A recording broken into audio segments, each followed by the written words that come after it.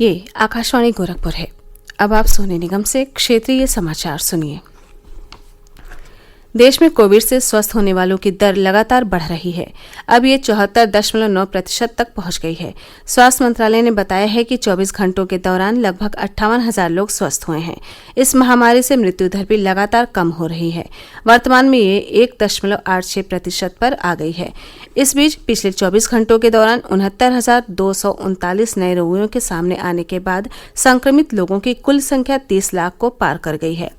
इस दौरान इस संक्रमण से 912 लोगों की मौत होने से मरने वालों की कुल संख्या 56,700 से अधिक हो गई है। देश भर में संक्रमित कुल 30,44,940 लोगों में से 22,80,000 स्वस्थ हो चुके हैं, जबकि 7,07,668 रोगियों का अभी इलाज चल रहा है।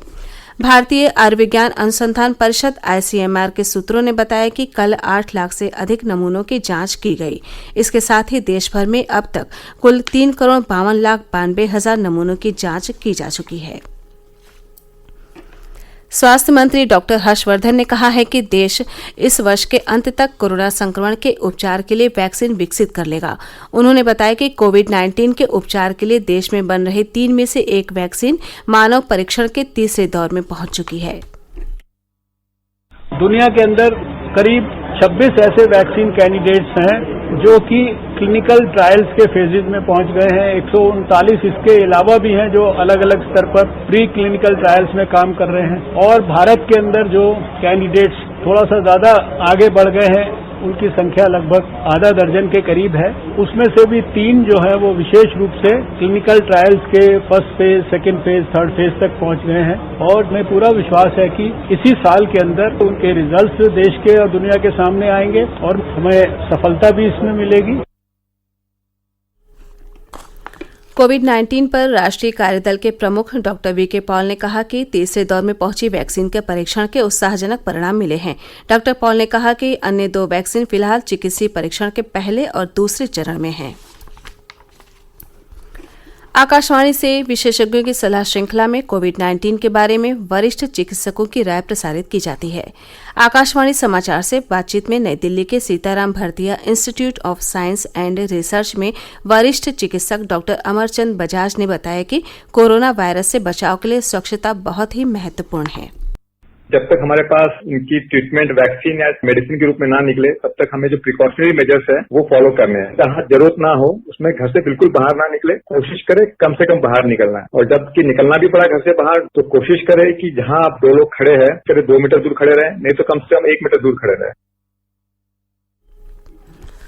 लोकनायक जयप्रकाश नारायण अस्पताल के डॉक्टर नरेश गुप्ता की राय है कि कोविड-19 के संक्रमण को आसानी से रोका जा सकता है। उन्होंने कहा कि एहतियात बरतने पर अस्पताल में भर्ती होने की जरूरत नहीं पड़ेगी।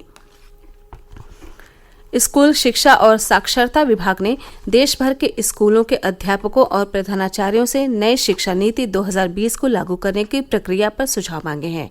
अध्यापक अपने सुझाव इस महीने की 24 से 31 तारीख तक अपलोड कर सकते हैं। सभी सुझावों पर राष्ट्रीय शैक्षिक अनुसंधान और प्रशिक्षण परिषद NCERT के विशेषज्ञों का दल विचार करेगा। शिक्षा मंत्री रमेश पोखरियाल निशंक ने बताया कि नई राष्ट्रीय शिक्षा नीति को लागू करने में शिक्षकों की भूमिका सबसे महत्वपूर्ण है।